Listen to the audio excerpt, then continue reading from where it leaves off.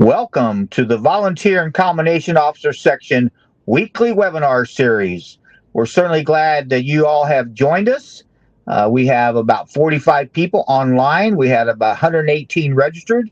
So we encourage everybody who either watches it live or registered, it will be recorded so you can see it later or use it in officers' meetings. These are great, short, little training sessions that you can use in officers' meetings if you so desire. My name is John Buckman, and I'm going to be the host for today's presentation. But the reality is that I'm just going to sit here and absorb the information that our speaker is going to share with you. So a couple little housekeeping things. The audio is being broadcast over voice over IP technology. If you experience technical difficulties, go to webinars at ifc.org or go to the chat function and we'll try to help you out. Spencer has developed some chat or a couple question and answers, the handouts, that sort of thing. Will be online. If you've been with us before, you know how to get that, but it will show that. But we want to know who's online. We want to have some chat questions, and we want questions and answers at the end of the presentation. So please don't be bashful about it. Does the VCOS do? The VCOS is this year is 30 years old. We formed in 1994. Our biggest thing that we do each year is Symposium in the Sun. That is in November at Clearwater Beach at the Hilton Resort. We encourage you to register and attend the Symposium in the Sun, but do it quickly because we have filled up for the last 8 years. And once we're full, we're full. So what else does the VCOS do? We monitor legislation, FLSA, we're doing Officers Academy, we're doing some workshops, some mentoring. If you have a question about something that you'd like some help with, maybe just somebody to talk to from another fire department, then we encourage you to reach out to us and we will try to find somebody who can help you. The webinar series we talked about, we do our ribbon reports. If you are into canines, support animals, download our Amber Ribbon Report. If you're a member or not a member, you have access to all of these programs. And so we've developed quite an array of ribbon reports. The data report, which is supposed to be coming out in early 2024, is probably going to be delayed till mid 2024 now because of something Dr. Lori Moore Merrill, the United States Fire Administrator, is doing, that we don't want to put something out and then 30 days later our document be outdated.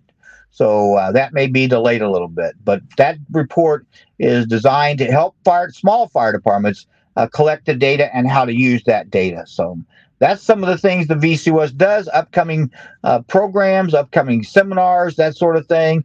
Webinars, again, you can download this, look at that, go to our webinar internet address, and you can have access to that.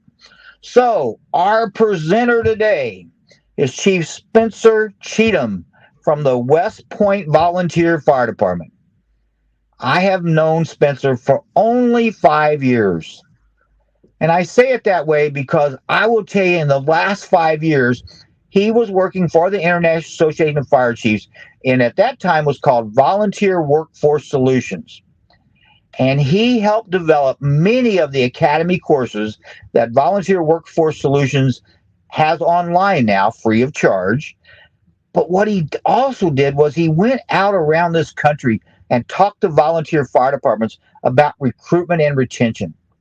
He is a wealth of knowledge, and I am so excited that he agreed to do this presentation today for us on your membership cannot meet the call volume requirements.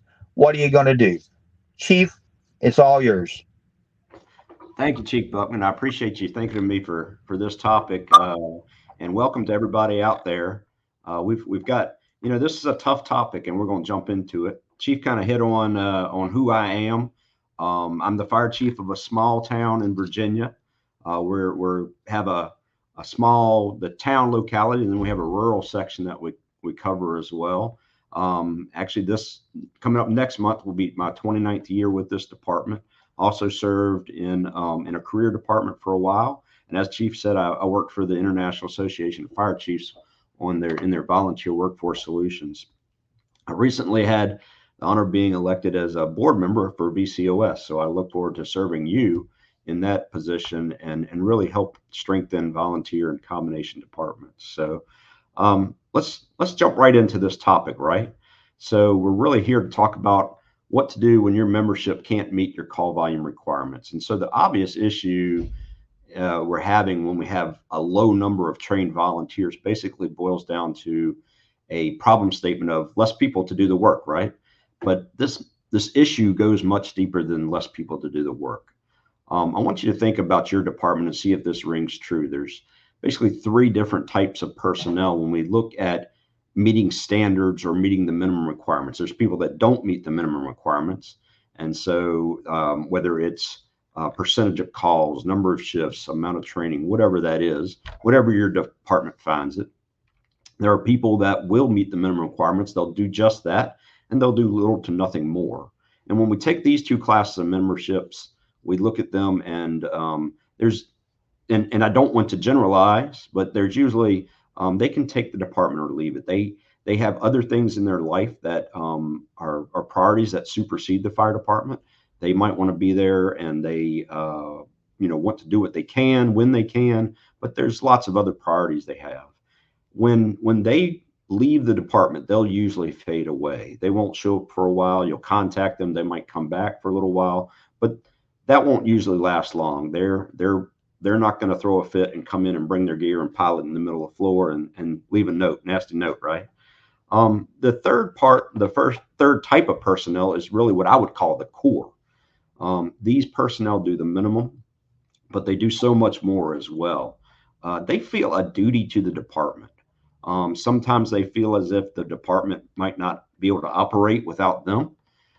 They may complain, they may cause trouble. Usually that's because they're very passionate about the department, but they'll weather almost any storm to stay a member of the department. I basically, because I feel like this myself, right? The fire department is their crack, it's their heroin, it's their addiction. They need the fire department, but let's be clear, there's a limit to the amount that they need the fire department. And unlike the other types of members, they will, when they leave, they will not fade slow. It'll come all at once because they've probably talked themselves out of quitting several times. They've had that conversation internally or with their family or whatever that is. And then some proverbial straw has come along and has broke the camel's back. And so when they leave, they're going to be mad. They've had this thing that has become part of them, not just part of them, but defines who they are, taken away from them. And they truly feel that way. And so it's going to be dramatic. It's going to be passionate when they leave. Oftentimes, it can be openly negative towards the department or to others in the community, towards others in the community or on social media or things like that. And so when we look at running our volunteer fire department, I hope this rings true for many of y'all. And when we talk about those things in your question interaction session, I hope that rings true. We as leaders in our department have to concentrate on this core. We have to make sure that their needs are met, as long as we ensure that the values of the department are still there, as long as we ensure that, and I apologize, I've gotten on talking and I haven't been showing my slides here, but yeah, we need to make sure that the core are taken care of. You need to put forth the most of your time, most of your leadership hand-holding and efforts into keeping them. It's not to say you don't that you ignore the other 2 types of members, because they certainly bring value to the department in their own way. And you actually want to concentrate some of your time into moving them from those classes of membership into the core. But really, most of your time needs to be spent with the core and making sure that they stay motivated. So let's talk about the reality of recruitment and retention, right? This is an ebb and flow. We all realize this. Our departments will have times where we can bring in people and retain people, and we'll be able to meet our call volume and things will be going well and it'll be sunny and rosy and everything looks great. But sometimes we won't have enough, right? That's just the reality. And so when those times occur, the core is who really steps in and picks up the slack. We've known that this ebb and flow occurs for years. there are probably still departments in this country. I know there are still departments that have a waiting list to get in, but that's not the norm. That was the norm for a majority of departments, probably in the 70s, maybe even into the 80s, but it's been decades since this is the norm. Okay. So we need to understand that, and we need to know that as leaders in our department, we have to be able to operate when we're in that low trough of recruitment and retention, and we're on that high peak of recruitment and retention. And so that's a key part of that, and the core is really a key part in doing this. So let's talk about some of the tactics used to keep your department successful when the membership is low. We're going to talk about that, but I also want to talk about the main pitfall of low membership, and that's something I call the department death spiral. I think the best way to illustrate this is to basically give you an example of what that looks like. So we're going to take what I'll call the Sample Volunteer Fire Department. Those have been to the recruitment and retention coordinator class. You've heard of the Sample Volunteer Fire Department, but let's say the Sample Volunteer Fire Department is a low point membership, right? They're still meeting their standards. They still hold training. They aren't missing calls. They're still doing fundraising, all of those administrative duties that we all have as leaders in our departments. And how are they doing that, right? Even though their membership is low, they're doing it because their core are picking up the slack. They're compensating for for the lack of members who are there in numbers. So what does that look like? So the core answer more calls than usual. The core at all the fundraisers, they arrive before they start, they set things up, and then they're the last to leave. They are the same way with training. They probably deliver the training. They are the people who, even though they were on the fire last night, they're still getting up today because the paperwork needs to be done to get the taxes off, or some report needs to be sent for some administrative body. They perform all of those behind the scenes duties, as well as the duties associated with responding calls. And so on an individual basis, let's dig a little deeper. So the Sample Volunteer Fire Department has a member named Mark, and Mark is a member of the core, right? And so when Mark is good, when membership is good, Mark is able to say, you know what, unless there's a structure fire tonight or a trap or a serious incident, I'm going to spend tonight at home with my family because I know we have plenty of help. But when membership is low, Mark is the type of person who says and thinks, you know what, if I don't respond, if I don't come out, we're going to have to call mutual aid. And there's no way on my watch we're going to scratch a call, right? So that's sort of the mindset of Mark. And that's a huge value to our department. Having somebody at that level with that amount of dedication is huge. And really, if you have a good core, you have multiple people with that type of mindset. But let's talk about when this department death spiral starts. So what I mean by that specifically was Mark's family has exceeded their bandwidth for allowing him to leave, right? They understand and support him going out when the need is truly there. But they are having a hard time understanding when it's not. They don't even mind him being gone, 2 nights a week. They expect him to probably be gone at least 1 night a week and maybe a weekend day. There's a certain expectation, and they can live with that. They have the bandwidth to support Mark and to support him doing that because they know how important it is, and they know how important it is to the community. They also know that Mark as a firefighter is, again, not just a part of him, it's who he is. It's part of his identity, right? Being a firefighter is so much of who we are that it's that important to us. So in addition to the nights that he has to go out and answer calls, or the shifts he's on duty, or whatever that is, he's probably got some non-operational duties as well. So Mark, maybe he works on the apparatus, or he fixes things around the station, or even he's in charge of the quarterly Brunswick stew fundraiser or spaghetti dinner, whatever that is. So what's Mark hearing at home? So Mark is at home and he hears, honey, you've been on calls 3 nights this week. You're going to be at the station all day and most of the night Friday cooking Brunswick stew. I've been here taking care of the kids. And I feel like as if they don't see you. Heck, even Mark Jr. said the other day, I bet Daddy won't make the ball game because Saturday he'll be on a call. This is what Mark is hearing at home when the membership is low. Eventually, that's going to turn into something more serious. Eventually, it's going to turn into something along the lines of, honey, I love you, but I can't go on like this. It's either the fire department or this family. And I don't know about you, but I don't want a member who chooses the fire department over their family. Their values do not match the values of their department, and they've got their values mixed up. We don't want that. We appreciate the time they're going to give, and we will take that up, but we don't want that to happen, right? And that, because that's just wrong. We've got our values mixed up if we truly put people in that position. So what happens? Mark is going to quit, right? He's going to give up the department before he gives up his family. So Mark was part of the core. All of that weight that Mark was carrying now is distributed to the other members of the core. And now they are in the same position that Mark's in. They have to pick up the duties which Mark had, and they'll get to a point where they don't have the bandwidth, and their family doesn't have the bandwidth to do what the department is asking them to do, and they're going to quit. And so you have this succession cascading symptom of members who are strong members. They're your core of quitting and leaving the department. And so what does that mean? Well, now your community is dramatically affected, right? Calls are missed.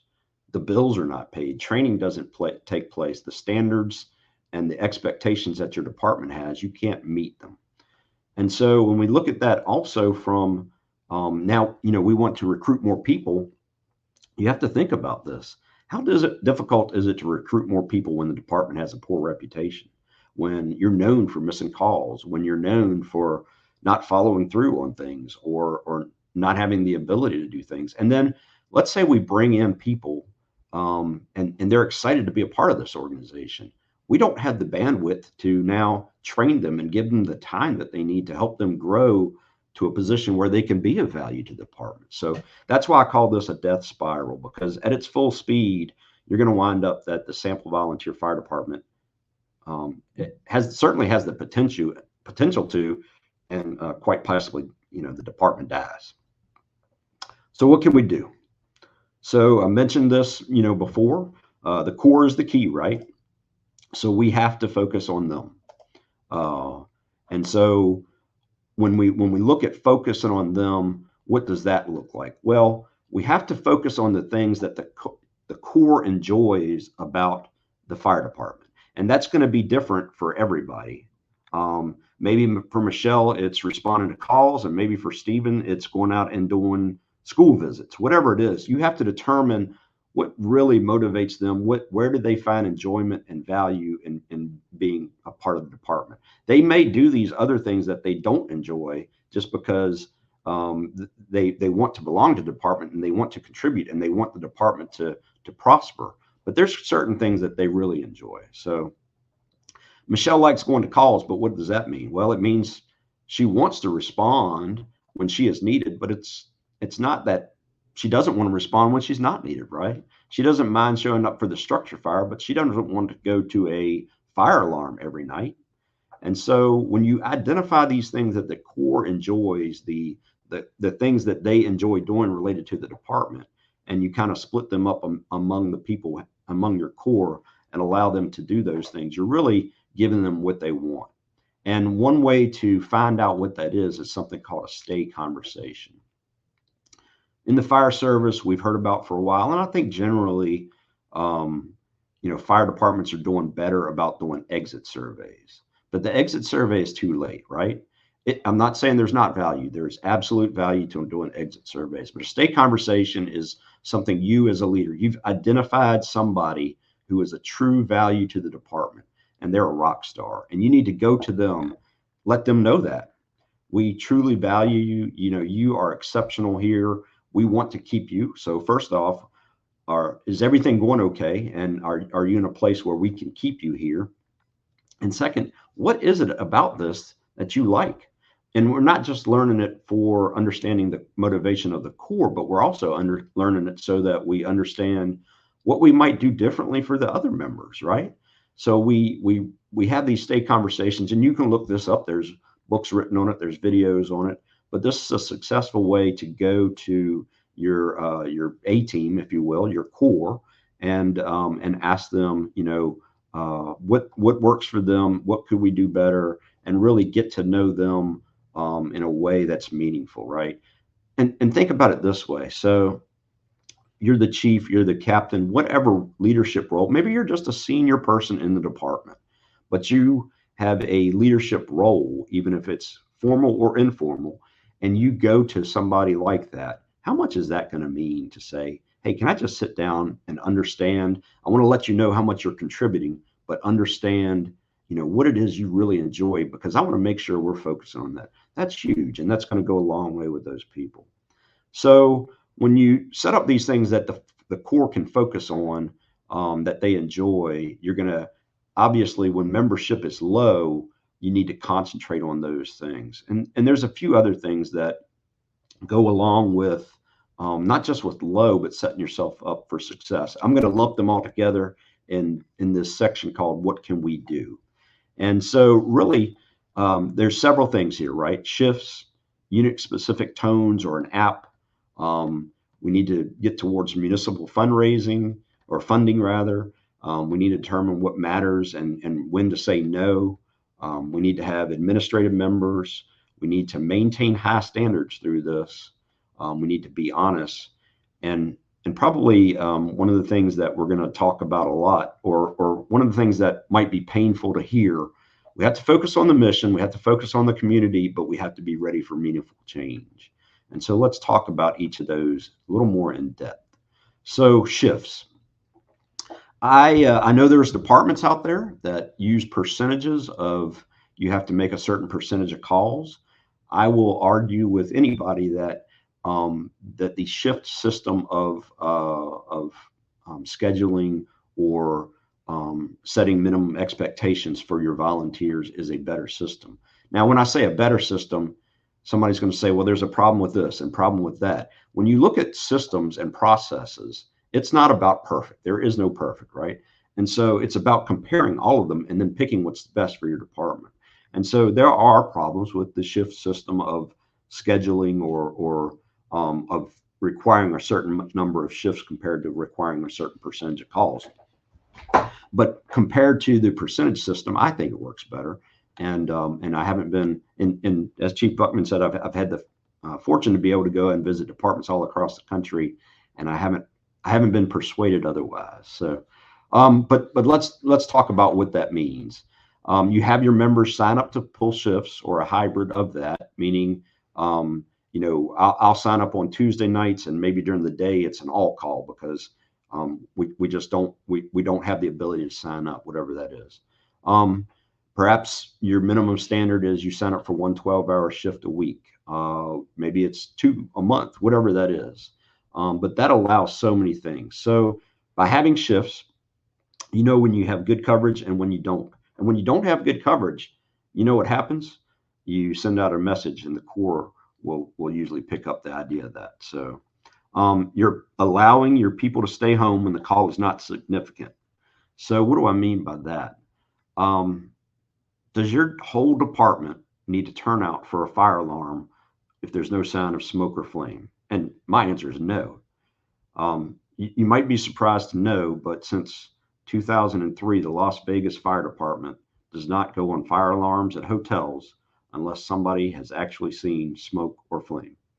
And so I would say for these responses where it's not significant, we're asking them to leave, and then they get there and they're truly not needed.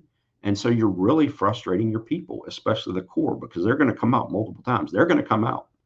And let's face it, most of these calls can be handled by a single resource staff by 2 trained personnel. So what types of calls am I talking about? And here I'm just talking about a fire department.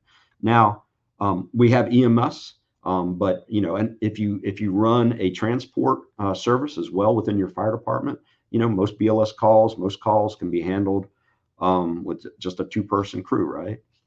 But for the fire department side, we're talking about a vehicle accident without entrapment. We're talking about fire alarms. We're talking about medical assist, those types of things.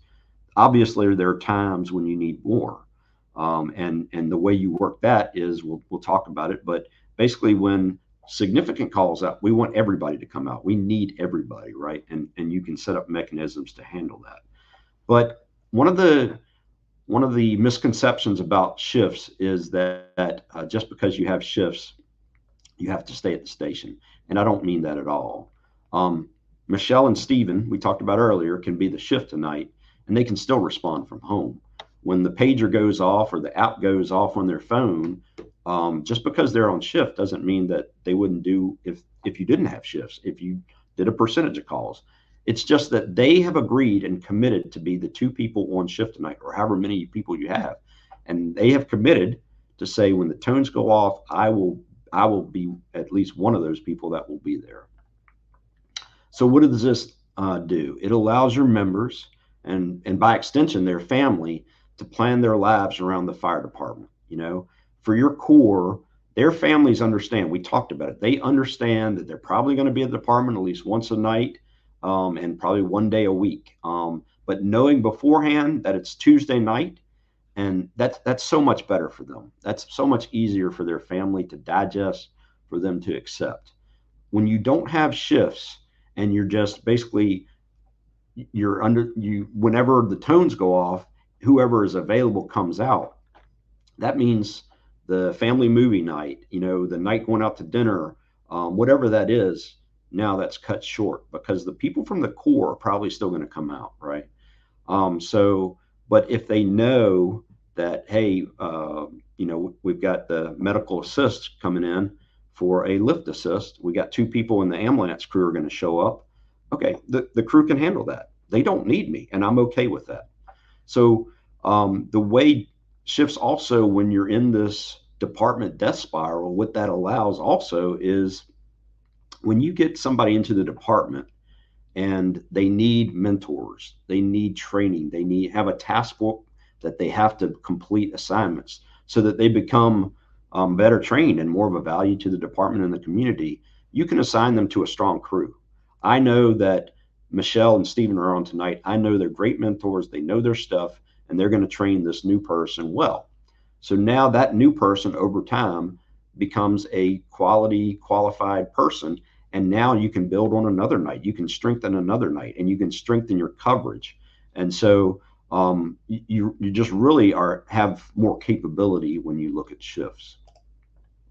So along with shifts, we have unit specific tones or an app. If you incorporate with this with your shifts, you just really increased your core's ability to disengage exponentially. And so what do I mean by disengage? All of us need time away from the department. Even Mark, who I talked about, might be up there 4 nights a week, who loves it. You know, all of us love it. We're on this conversation now, and you know, we love the fire department, but even we have a limit to the bandwidth which we can participate in the fire department, and we need to recharge. Sometimes we need to step away and recharge. And so the ability to have unit specific tones or an app that'll allow you to do that will allow them to disengage. And so remember how we talked about most of our calls require one resource with 2 trained people, right? So you go to the shift model and you have 2 people staffing each night. So even if you don't have the unit specific tones, even if your members don't have to get up on the call and go to the station, they still hear that pager. And so they, by extension, their significant other is awakened by those tones. And I'm sure many of you have heard, know Tiger Schmittendorf. He's speaks on recruitment and retention, but he calls this the rollover syndrome. And so when they hear those tones, maybe it's for a fire alarm or whatever it is, because they aren't on shift, they squelch the pager, they roll back over and go back to sleep. And maybe even they turn it off. But at some point, what's going to happen is their significant other is going to say, you know, you aren't on duty tonight. Why don't you turn that off so we can sleep through the night for a change, and I'll get a good night's sleep for when I go to work tomorrow, right? Or after the first insignificant call, they turn off the pager. So what happens then? Well, no, we don't need more than that, you know, 2-person crew for the fire alarm, but we do need more people for the structure fire. And now the pager's off and they didn't hear that and they aren't able to respond to that. I don't know about y'all, but when we get a structure fire, it strengthens our family. It strengthens our morale, right? Everything strengthens. And I know when I miss a structure fire, I am ticked. I am not happy, right? And that's the way our Corps is. They want to be there and they do not want to miss that.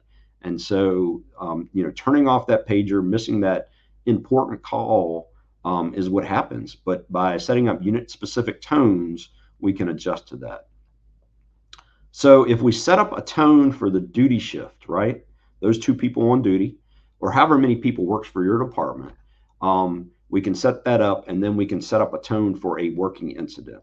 So if I'm not on duty tonight, I'm at home with my family, and I don't hear the fire alarm. I can turn my pager to where I can if I want to just hear what's going on. I can hear everything and all that. But if I want to be with my family, spend quality time, but I also, if we get a structure fire, if we get a trap, if we get a cardiac arrest, I want to go out and help the community with that second working incident tone.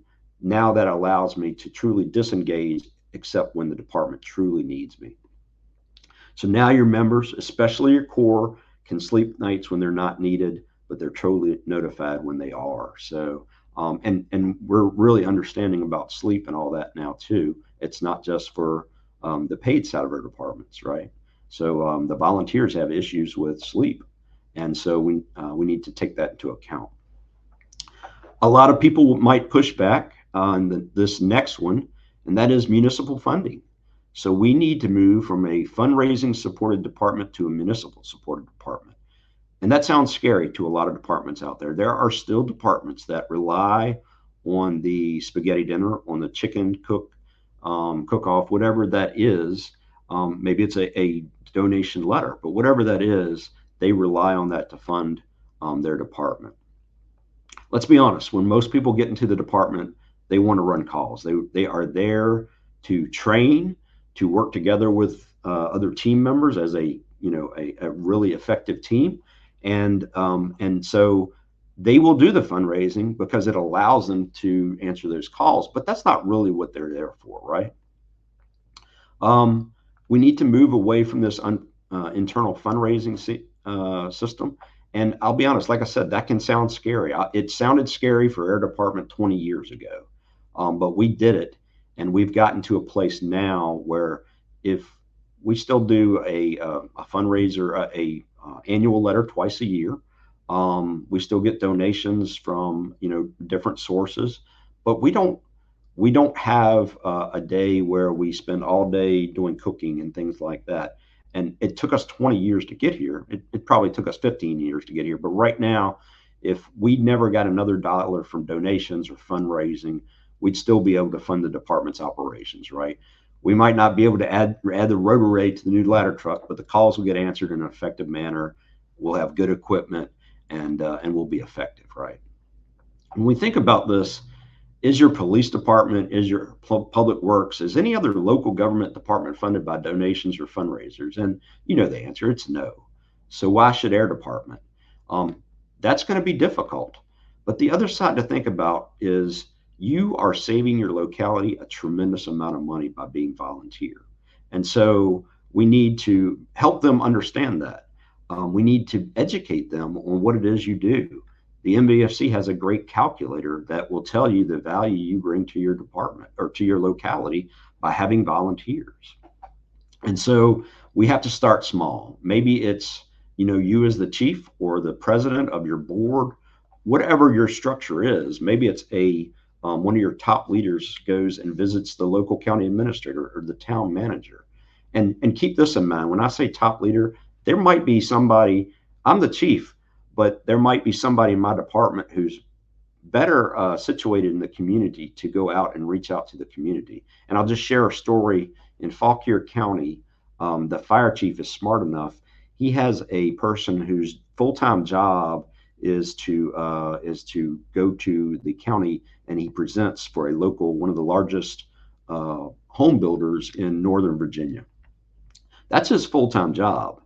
Now, he knows all of the board members in that county. He knows all the players, and he also knows how to present to them and what motivates them. The fire chief just steps back and lets him present. And so, that's brilliant when you think about that. But there might be somebody better than the fire chief, better than the department president. Maybe they're just a regular member, maybe they're an admin member, whatever it is. But think about who the right messenger is for that. But you need to go to this county administrator, the town manager, whatever that is. Tell them about your concerns. Tell them about the time spent fundraising and how that affects those who answer calls. So tell them about, hey, here's Mark. Mark is going to be up 3 nights a week, and he has to go to work the next morning. But he's also up all day Friday. He took off Friday day to fix Brunswick stew all day, and then he's going to be up till 10 o'clock that night because we're selling it. Tell those stories about the people in your department, okay? And be sure you ask for that. Start small. If this is the first time you're going to your local government, ask for $5,000. Ask for $10,000. Maybe you even tie it to a specific item that you're looking for. Hey, we want to buy all new thermal imagers. We want to buy 2 for each of our 3 apparatus. Okay, we want 6, and it's $5,000 a piece. So, right, let's see, do the math, carry the 7, that's $30,000, right? So maybe it's something specific like that, but you have to start small. You have to also start talking to your local politicians and have a relationship with them. We have to be open about our fire department. We have to let them in, and that might be new. That might be a new concept for you and your community, but we have to start having those discussions. When our department is low on membership, and when things aren't going as well as we like, we have to determine what matters, and we have to say no to things that don't. So you're already asking your core to do more than they would when the membership is great, right? They're stepping up to answer more calls. They're doing more administrative work. These are things that they're doing, and you're asking them to do it, and they will do that. But we have to peel away the things that are not really important at this moment. They're not really the core of what our department's mission is. And we can have that argument about what's the core and what's not, but we can't put more on them than their bandwidth will allow, right? So when you're in this state of low membership, you have to focus on what matters. You have to say no to the other stuff. So maybe it's just responding to calls. And so maybe the conversation is, you know what, Principal Skinner, at the school, we won't be able to staff an ambulance at every home football game this year. And I'm sorry for that, but if you call 911, we're going to be there. Or we'll no longer be able to respond to all EMS calls. We won't be toned for them, but we will be able to respond to major traumas, chest pain, cardiac arrest, lift assist, whatever these significant calls are on the medical side. But we're not going to go to every, splinter, every, all of these insignificant calls unless the medic unit calls for us. We're just not going to. We have to have our membership concentrate on the significant calls. And so whatever that is, you need to find out. That's part of finding out where, for the core members, what they enjoy. As I said, you have Michelle that wants to go on calls, right? She wants to go on significant calls. But you also have Stephen that wants to go to the school and deliver the education to the students. Allow those things if you have the members who enjoy these certain things. Maybe you have a couple that enjoy going up to the football game. I'll be honest, my wife and I, that's date night on Friday nights when football season's in, right? My wife and I go up and we staff the ambulance on Friday nights at the football game. And sometimes she says that's the only time she gets to see me. So I have to take advantage of that. So, but make sure that the things that you're saying yes to are things that your core people enjoy. So we also have to find a way to bring in administrative members, right? Just like fundraising, most people don't sign up for the fire department to do administrative work. Most want to join the fire department to run calls, for that excitement, to do things that they don't get to see every day. But let's be clear, there are people in the community who want to help out that don't want to be a firefighter or an EMT. And if you make a membership slot for them, you allow them to become part of your department. So there's a couple of things with that. Oftentimes we say you have to be a firefighter, or you have to be an EMT, or you have to be some operational role. And so what happens is those people in the operational roles often get put in administrative work. Well, asking me to be your webmaster is not a good idea, right? I don't have any background in that. I'm not going to be good at that, and I'm really not going to enjoy it. I'll do it because it'll allow me to go on calls. If you really want me to do it, nobody else will do it. I'll do it, but because it'll allow me to go on calls. But I'm really not going to be that great on it. But imagine if you had a webmaster who somebody in your community, they don't want to go on calls, they don't want to do the operations, but they do want to do this. They want to help out the department in some kind of way. And this is a meaningful way. They have this skill, they can put it to use. And this is a meaningful way for them to help out. So a lot of departments make mistakes when they bring on administrative members in the sense of they have it so that anybody can come in and just do admin work. You need to be specific about what it is you're looking for. And so don't just have people floating around, oh, I'm an admin member. No, have a webmaster, have an event planner, have a chaplain, have a treasurer, and be very specific about what those roles are. One of the other things is we have to keep our high standards, right? It's easy to sit here and say, you know, we're in a rough time right now. We're just going to bring in anybody we can.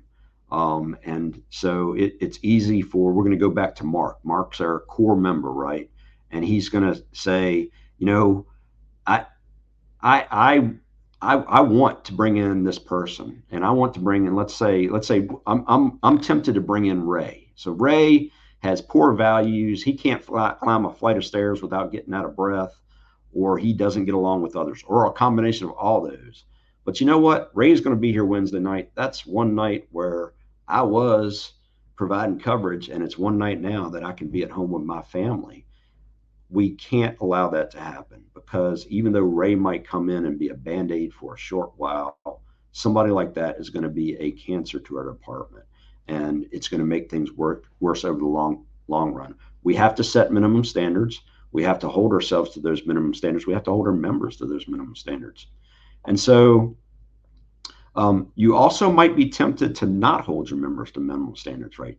So, you know, Mary didn't pull any shifts last month. She's supposed to pull 4. She's only signed up for 2 shifts this month. But you know what? That's 2 shifts I don't have to pull. I'm not going to say a word to Mary. So you have to still hold them accountable, unfortunately.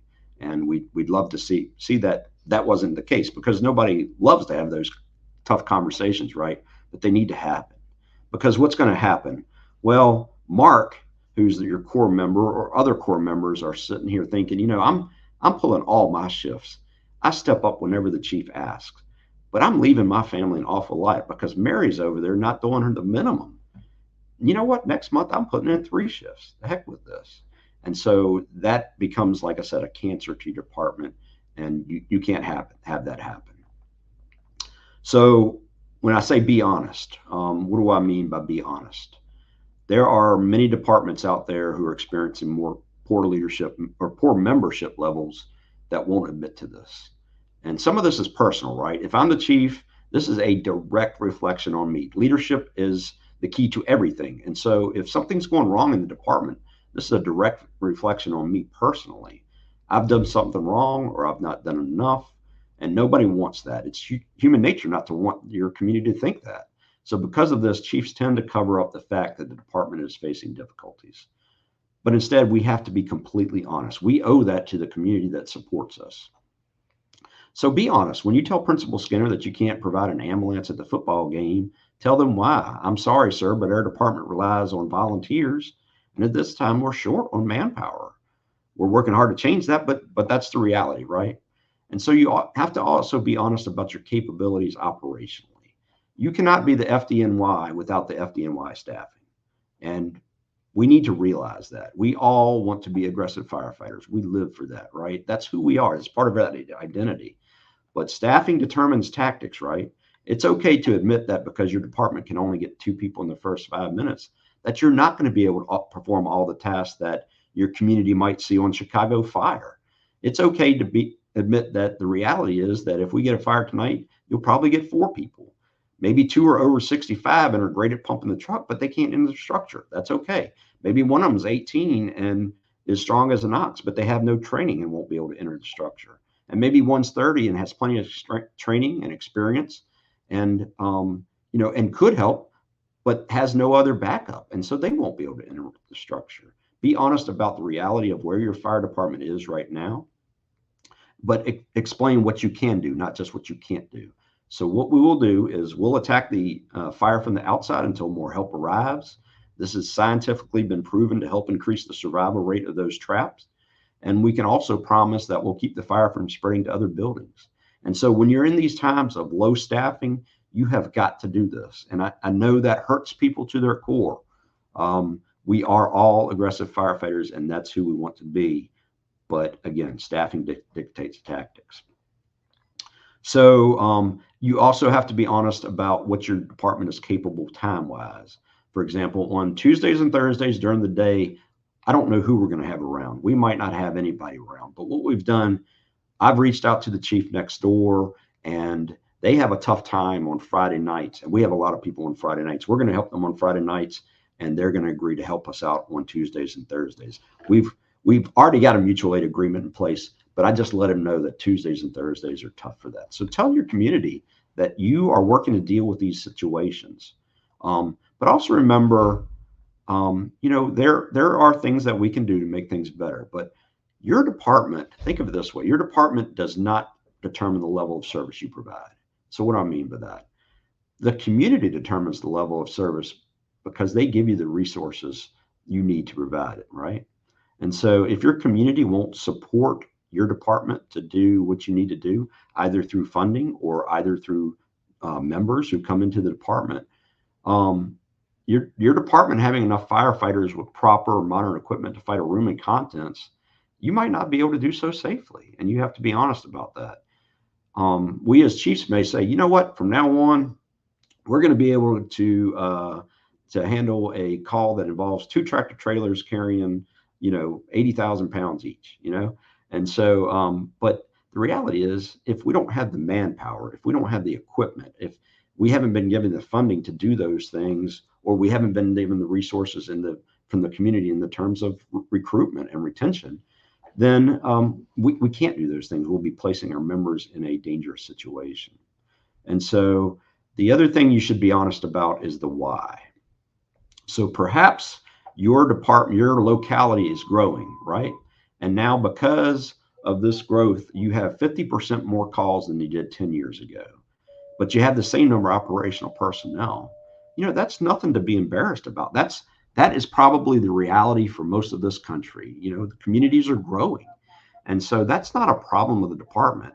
You still have 25 very good operational people that they had 10 years ago. You just got 1,000 more calls on your plate or whatever that is. Tell that to the community and be proud of what you can do with what you have. And lastly, I'll say you need to focus on the mission, focus on the community, and be ready for meaningful change. And so what do I mean by this? So along with being honest, we have to ask for help.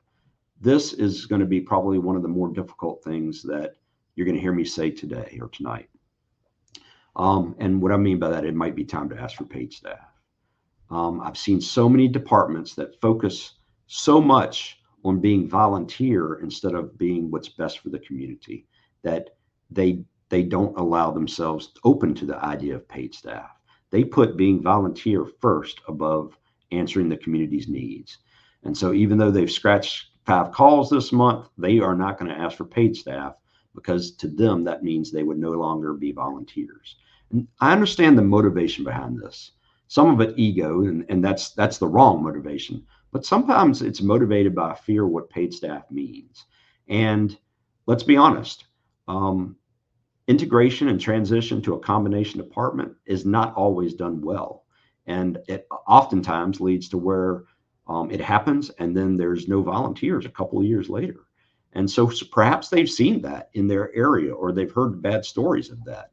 And so maybe they've seen where paid staff comes in and there's lots of problems in the way the department is run, the way that they interact with your volunteers, interact with your paid staff. Those are all genuine concerns. But I will tell you this, any department that does not provide the level of service the community demands will eventually become paid. And I would say that it's better to be a stakeholder in the transition to a combination department than to watch it from the outside and have no say. The other thing I'll tell you is there are numerous resources that now exist that can help your department transition successfully, especially you as a volunteer having a say in that transition and being a stakeholder and helping guide that process to where your volunteers are still valued and still play a role in providing public safety. And so I would say there are plenty of resources out there. There needs to be more. I won't say plenty. That's not the right term. There are resources out there that are available to help you make the right transition towards asking for paid staff. So I've kind of hit on quite a few things here. And so I want to allow you to ask some questions, because I find that's where there's so many different ways of doing firefighting across the country. And this allows you to ask some more specific questions. So Chief, are there any questions out there or any you have? All right, Spencer. Wow. I would say the people on here have got to be impressed with the information that you have provided today. So I will also tell you, we got pretty good cross section from the country, from New York to Oregon, Montana, Iowa, Virginia. One thing I'm disappointed, this is my second one that my guy from Puerto Rico has missed. So I'm gonna have to go check. He'd been on every one of them, then he's missed two of them in a row. But yeah, Spencer, you used the word bandwidth a while ago. And a couple years ago, I'm listening to some young people talking, I don't have any more bandwidth. I finally said, what do you mean? You don't have high-speed internet at home? It's like, no. So for us older people in this room that maybe you haven't heard that used before, that's what they're talking about. They have no more time. Sure. And we used to say we didn't have any more time. But I also liked your death spiral statement because there are lots of departments that are probably in that death spiral and don't recognize that. But when you look at the core and you look at the minimum membership, one of the questions would be is, what do you have to do to try to get that minimum performance person to be in a core? And you just get maybe a couple ideas. Yeah, I think so. If I understand you right, you've got somebody, maybe they're brand new, maybe they're not quite performing as well as you'd like. I think you've got to find out what motivates them, right? That's the key to pretty much everything. And really, when you talk to people, especially experts on this topic, and Chief Buckman knows, when you talk to Pat Lynch, Chief, but when you talk to people who know this topic, Maslow hierarchy needs is still your basic starting point for motivating people, right? So we've got to find out what motivates them, and then we've got to give them clear expectations, and we've got to give them a clear path on how to get there. So our department has seen great success, and I stole it from other departments. We've seen great success with mentors and task books. And so the task book, they clearly understand what is necessary to get to the next step. And then the mentors are there to hold their hands through that. You have to pick the right people to be mentors, and you have to build a good task book. But if you just look up online, and you can find plenty of those, the harder part is aligning them with the right mentors. Well, I think you gave two great ideas here. One, mentors. That's so important. The other thing is, and it's hard to do because we resist confrontation. And I don't mean what you said. Sit down with them and ask them what motivates them. And that's not confrontational. It's a friendly conversation. It's like, I'd like to help you become more involved. How can I do that? So I think that was very good. Couple very good ideas. I'm looking over here. Let me just make sure there's no questions. I got some in the chat. I got some people made lots of excellent presentations, lots of comments about good ideas. So it's some good feedback there. You mentioned about focusing on your mission, and I just talked to an elected official about probably 2 months ago, because they're transitioning to a combination system. And I said, how are you going to keep the volunteers engaged? And he says, we're going to laser focus on our mission. We're going to stay right on target. We're not going to use a shotgun approach. We know what we need. We know we need the volunteers. We know they have to come to training, so on and so forth. And so it's just, it's just easier to do that. And so keep it laser focused is one thing, is because we are distracted in many ways. Absolutely. We're pulled, you got a phone call today and all of a sudden it's an emergency from that phone call. It's not really an emergency, but we make it emergency. So um, I certainly the Las Vegas comment. Could you say that again? Because I was trying to make a note and I didn't get it down.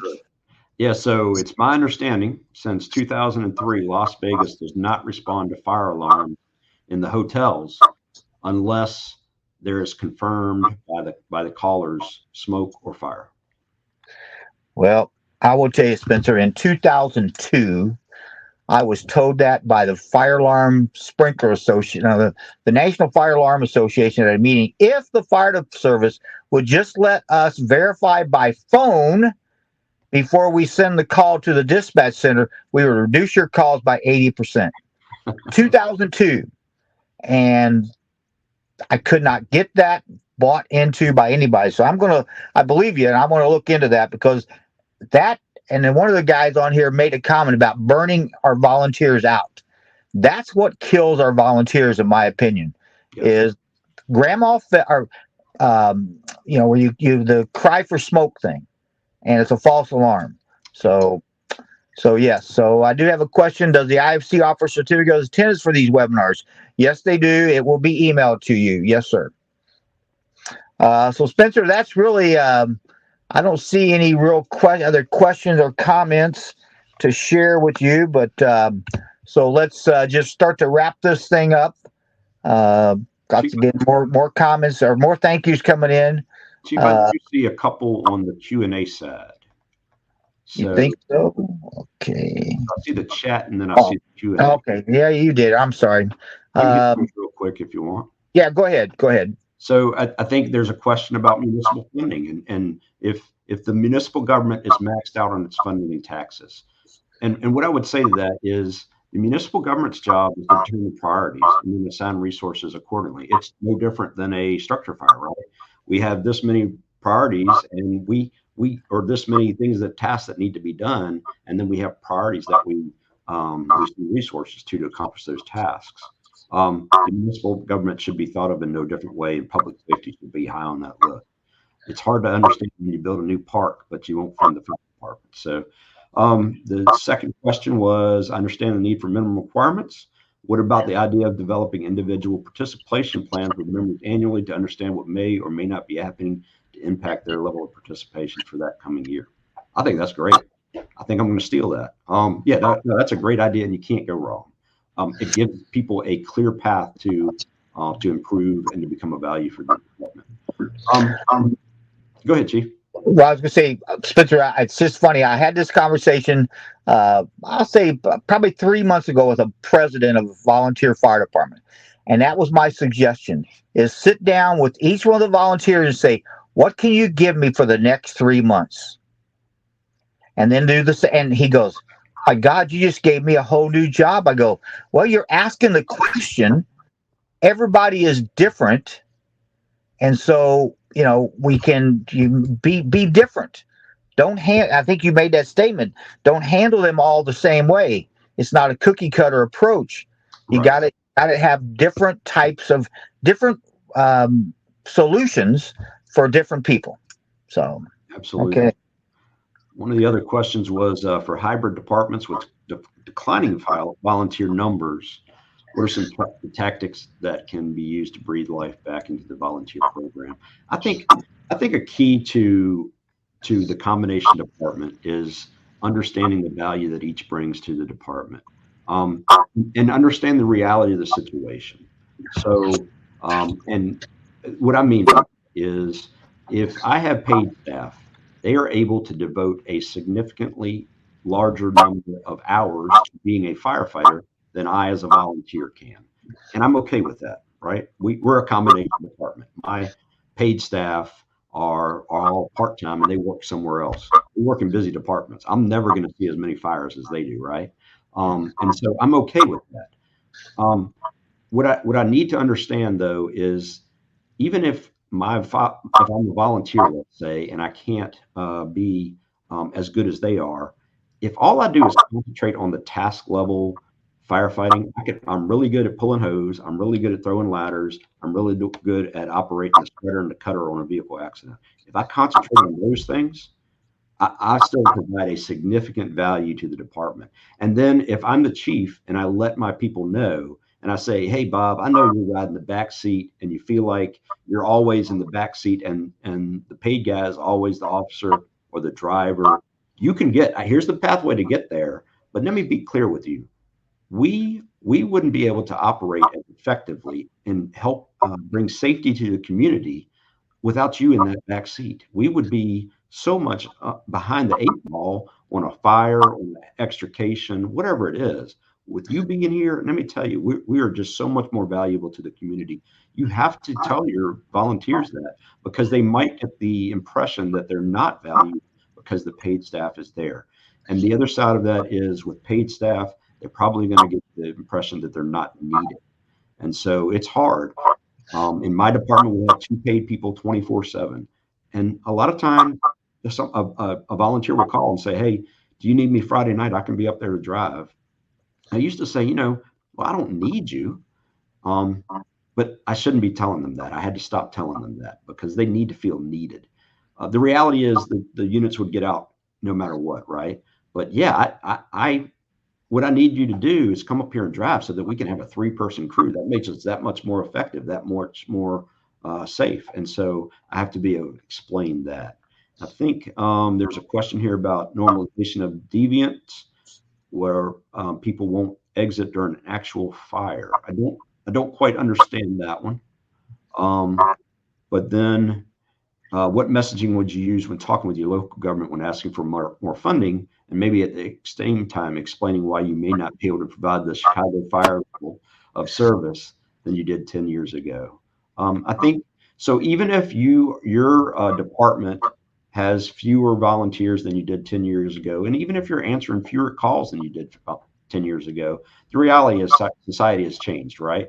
30 years ago, you could come onto a department, and probably because society was a little bit different, I know certainly 50 years ago, the members in our department were pretty much there every night. And let's be honest, the reality of the situation was that their wives were at home raising the kids, and there wasn't an expectation that they would take a huge role in that.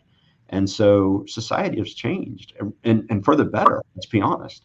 And so I think I would concentrate on how across the country volunteerism is down, not just in the fire service, but look at churches, look at the Ruritan Club, whatever it is, you can see that, and explain to them that we need more funding, because I don't want my people to concentrate on fundraising. I want them to concentrate on answering calls, because their volunteer numbers are low. So I think that's a way you can answer that. Hey, Zach, I hope you're doing well. All right. Great questions. And we certainly do appreciate the audience involvement. We know you're paying attention. I know from watching in the chat set area, lots of comments there. And then, thanks for Spencer for looking at question and answers. I looked at it right before we started and didn't see any, but they all came in there. So with that, we're going to end this webinar. Again, Spencer, thank you very much for coming on here, doing this. I know this is one of your passions, recruitment and retention. I know you've got lots of experience. If you guys should have Spencer's email, and you'll get a link to this in the recorded sessions along with a survey. So we hope you'll fill out the survey for you. We thank all of you for coming, and we have a webinar scheduled for next Tuesday. So we hope to see you again next Tuesday. Take care. Bye-bye.